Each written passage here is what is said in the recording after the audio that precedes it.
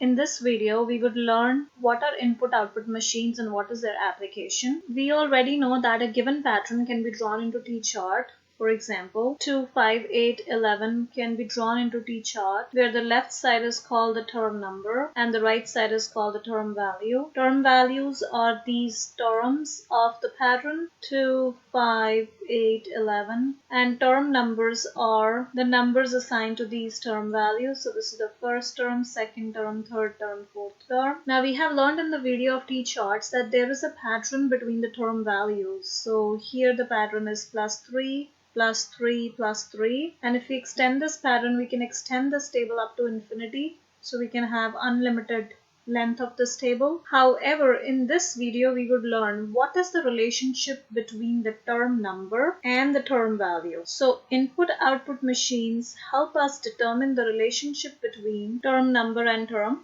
value. And how is this relationship going to be helpful to us is this relationship is going to help us determine the term value from the term number. Therefore, we would now be able to find out the value when we know the number of the term. So we know this is the first term, this is the second term, this is the third term, this is the fourth term. And if the question wants us to find out 50th term, then we have to skip all the numbers in between because we cannot extend the pattern up to the 50th term. So if we're able to find out the relationship between the term number and the term value,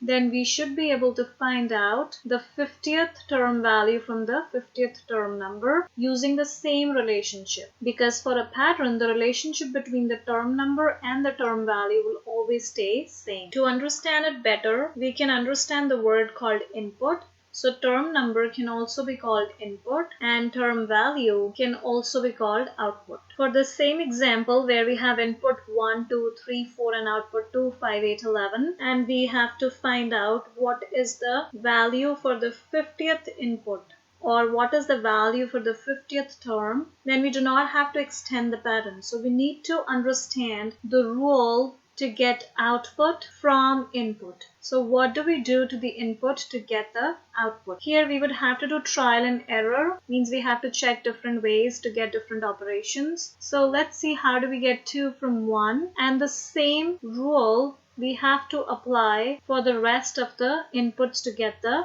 output. Now there is an idea to get the rule here is we first find out the common difference of the output values. So we know this is going up by 3's. +3, +3. Now this number is very helpful to us to determine this rule here. What are we going to do is we're going to pick this common difference and multiply the input with that common difference. So 1 times 3 gives us a 3. So we're going to take this common difference and multiply with the first term number or the first input, that number, and the product that we get is a 3. Now we see, are we able to get the term value? And the answer is no, because the term value is supposed to be 2, whereas the result that we are getting by multiplying this 3 with 1 is 3. So there is another operation we would have to do is -1, and that would give us a 2. Let's see if this operation works for the next one as well. We need to get 5 from 2. So we multiply 2 with 3 and we get a 6. Then we subtract 1 and we get a 5. Let's try the next one. 3 multiplied by 3 gives us a 9. When we subtract 1, we get the output as 8, and that's the answer. Let's check the next one.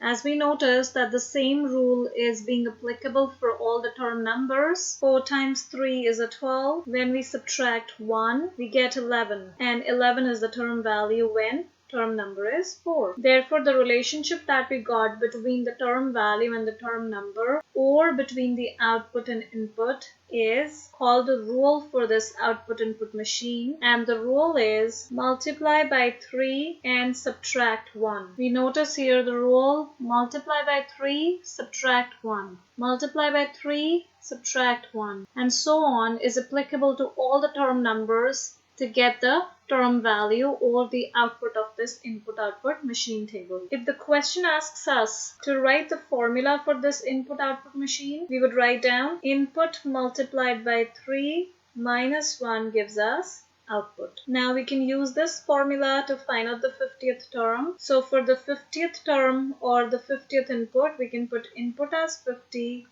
multiplied by 3 minus 1. That would give us 50 times 3 is 150 minus 1 is 149. So the output that we get is 149. This is how we use input and output machine to get the rule that can be applied on the input to get output. Also, we can get the formula to be applied on the input to get output, and without extending the table we can get any term value or any output value from a given input value. Let's do another question for the sake of example. We are given figure number 1 representing 1 square, figure 2 representing 2 squares, figure 3 representing 3 squares, and the question says write the formula for the number of toothpicks used in the above sequence and determine the number of toothpicks for the 40th figure. How do we do this? Question is, we can turn this question into an input-output machine. In this input-output machine, the input can be the figure number and output can be number of toothpicks. So we see when the figure is number 1,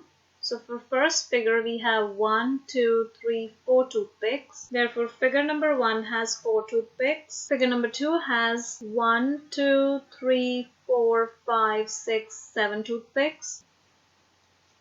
Figure number 3 has 1, 2, 3, 4, 5, 6, 7, 8, 9, 10 toothpicks.